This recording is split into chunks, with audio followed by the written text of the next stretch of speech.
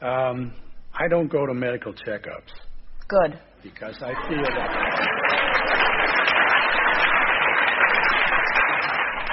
Well, I'm glad you said good, because I feel the same way. There are very many well-meaning people who believe that your potential for wellness is not secure.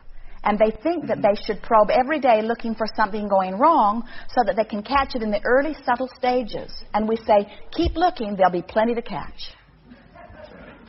That's how it is created. Okay.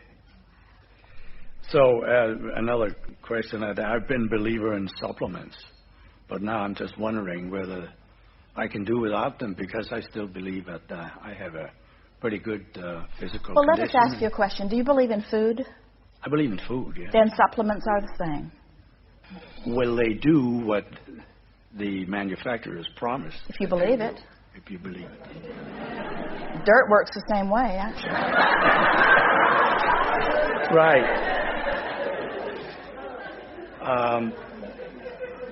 I pay attention to what I eat, and I've been told to eat a low sodium, low fat diet, and not eat chocolate and things like that. By who? By my doctor. The doctor you don't go to? He didn't specifically say chocolate. But I love chocolate, and I feel good when I eat it. Now, will these things hurt me, even if I believe they won't? If you believe that they won't, they will not. But the fact that you've been going to the doctor to find out leads us to believe you might not be sure what you believe. They found out by accident. I happened to be in a hospital, and they told me.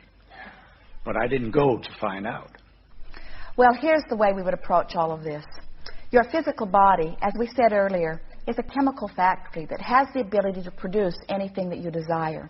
And you have all of these trillions of cells that know what they're supposed to do, that know their relationship to each other, that are continually asking for whatever they need in order to achieve balance.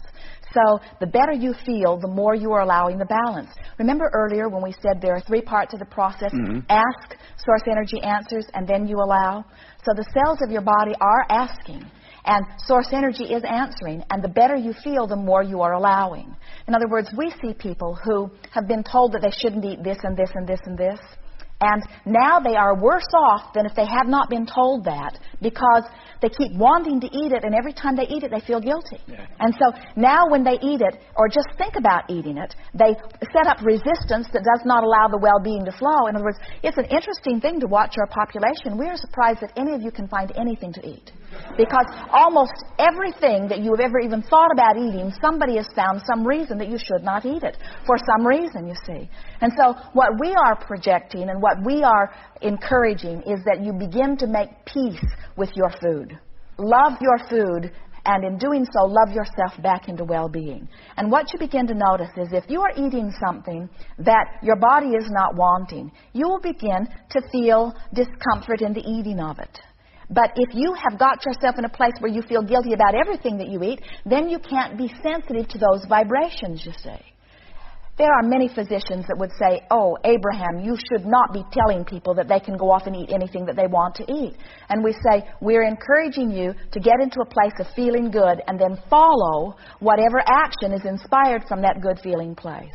There are those who say, should I go to the doctor? And we say, if you want well-being, and if you believe that the doctor is the path to your well-being, then going to the doctor may very well be the catalyst that aligns you with source energy.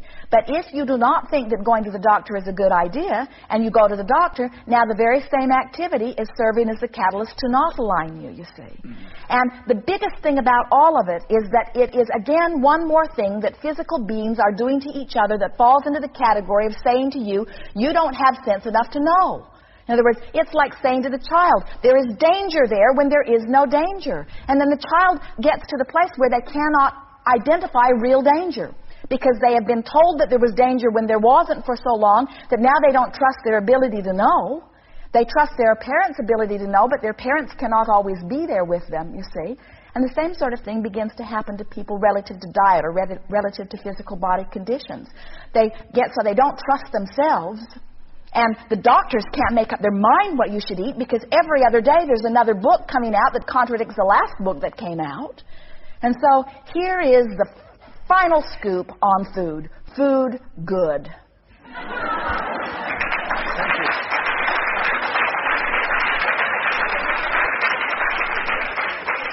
And you say, what kind of food is good and what kind of food is bad? And we say, make a decision of how you want to feel. Say clearly on a regular basis, I want to feel good. I want to feel hearty. I want to be energized. I want this food to empower me. I want to thrive. I want food to really fuel me. I want the cells of my body to be satisfied in what they're asking for. I want to be sensitive to what my cells are asking for so that I'm inspired to the food that will provide it in a dominant way. I want to find the rhythm of my body. I want to know that I'm eating the right thing. I want to be drawn to the right thing. I want food to be satisfying. I want it to be a pleasurable thing. I want it to bring me a sense of well-being. I want it to satisfy me in all ways. And as you say those kinds of things on a really regular basis, the things that will satisfy those things will be the things that pop out for you everywhere.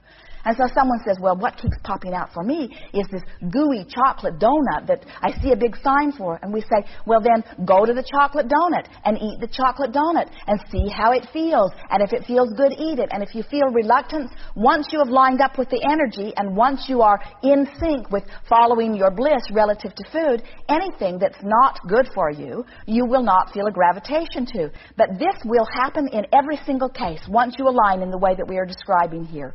All kinds of things will feel good to you some of the time. In other words, sometimes you could do with a little dose of high sugar.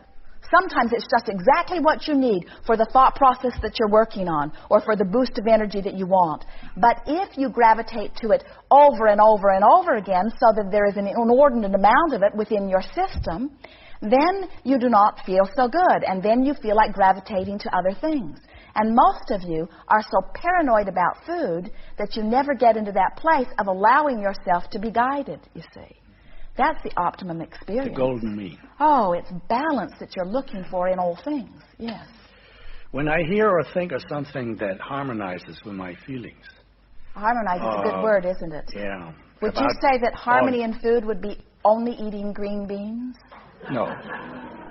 Or is harmony a variety of things? A variety of Harmony is a wonderful word, isn't it? Mm-hmm. When this harmonizes with my feelings about justice or the nature of all that is, I get tears in my eyes. And these are tears of joy.